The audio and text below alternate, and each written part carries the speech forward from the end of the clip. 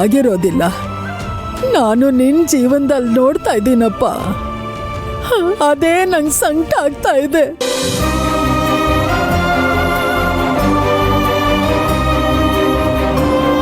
ಅಜ್ಜಿ, ಬೇಜಾರು ಮಾಡ್ಕೋಬೇಡ.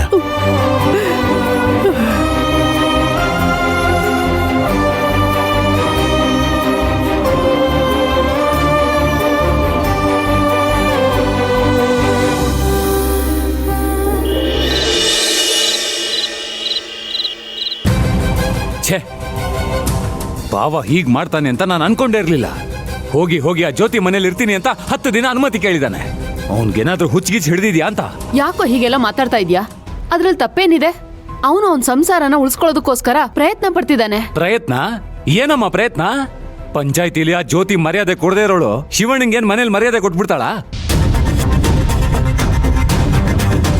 ಇಷ್ಟು ದಿನ ಬದಲಾಗದೆ ಇರೋಳು ಬರೀ 10 ದಿನದಲ್ಲಿ ಬದಲಾಗ್ತಾಳ? ಅದೆಲ್ಲ ಆಗೋ ಮಾತೇನಮ್ಮ.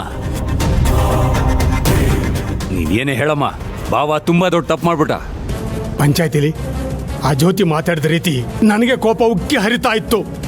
ಈ ಶಿವರಾಜ್ಗೆ ಕೋಪ, ತಾಪ, ರೋಷ ಏನೂ ಇಲ್ವಾ? ಅಷ್ಟೆಲ್ಲ ಮಾತಾಡ್ತಾ ಇದ್ರು ಅವಳ ಜೊತೆಗೆ ಬದುಕ್ಬೇಕಂತಿದ್ದಾನಲ್ಲ, ಅದಕ್ಕೆ ಅವಕಾಶ ಬೇಕು ಅಂತ ಕೇಳ್ತಿದ್ದಾನಲ್ಲ. ಅಷ್ಟು ಸಾಲದು ಅಂತ ನನ್ ಬಗ್ಗೆ, ತುಳಸಿ ಬಗ್ಗೆನೆ ಮಾತಾಡ್ತಾವಳೆ. ಈ ಸಲ ತಡಿಬಾರ್ದಿತ್ತಪ್ಪ. ನನಗ್ ಬರ್ತಿದ್ ಕೋಪಕ್ಕೆ ಅವಳಿಗೆ ಅಲ್ಲೇ 2 ತೆಗೆದು ಬಾರಿಸ್ತಾ ಇದ್ದೆ. ಮಗನೇ, ಕೆಟ್ಟವ್ರು ಅನ್ಸ್ಕೊಳಕ್ಕೆ ಒಂದು ಕ್ಷಣ ಸಾಕು, ಆದ್ರೆ ಅದು ನಮ್ ಗುರಿ ಅಲ್ಲ. ನೋಡೋ, ಆ ಶಿವರಾಜ್ ಜೀವನ ಚೆನ್ನಾಗಾಗ್ಬೇಕು, ಅದ್ರ ಕಡೆ ಗಮನ ಕೊಡು ಅಷ್ಟೇ. ಇನ್ನೇನಪ್ಪ ಗಮನ ಕೊಡೋದು? ಬಾವ ಹೋಗಿ ಆ ಜ್ಯೋತಿ ಮನೇಲಿ ಕೂತ್ಕೊಂಡ್ರೆ ಇನ್ನೇನಪ್ಪ ಮಾಡಕ್ಕಾಗತ್ತೆ? ಹೋಯ್ತು ನಮ್ ಬಾವನ್ ಮಾನ ಮರ್ಯಾದೆ ಎಲ್ಲ ಹೋಯ್ತು. ಇಂದ್ರ, ಶಿವರಾಜು ಹೋಗ್ತಾ ಇರೋದು ಕಳ್ಕೊಳ್ಳೋದಕ್ಕಲ್ಲ, ಗಳಿಸ್ಕೊಳ್ಳೋದಕ್ಕೆ. ಅವ್ನ್ ಕಳ್ಕೊಳ್ತಾ ಇರೋ ಪ್ರೀತಿನ ಮತ್ತೆ ಉಳಿಸ್ಕೊಳ್ಳೋದಕ್ಕೆ. ಅವನ್ ಇದ್ರಲ್ಲಿ ಗೆದ್ದೇ ಗೆಲ್ತಾನೆ.